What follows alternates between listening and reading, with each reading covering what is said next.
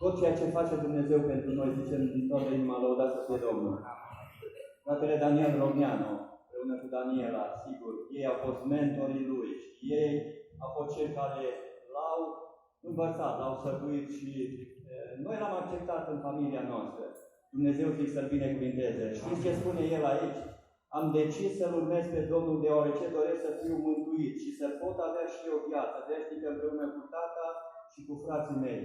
Dumnezeu să te binecuvinteze. Și apoi versetul acela de aur din Scriptură, Ioan 3, versetul 16.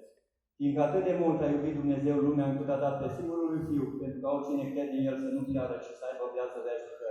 Dumnezeu să te binecuvinteze, Dorel, pe tine și pe ai tăi și pe noi toți. Amin. Frate Dorel, crezi că Domnul Iisus este Fiul lui Dumnezeu și este Mântuitorul tău personal? Cred în toată inima, fratele meu. Amin. Domnul să binecuvinteze. Până când ești hotărât să-L urmezi pe Domnul Iisus? Cu ajutorul Domnului până la moarte. Amin. Pe baza deciziei tale și la porunca Domnului Iisus, noi te botezăm în numele Tatălui, a Fiului și a Sfântului Duh. Amin. Ridică-ți la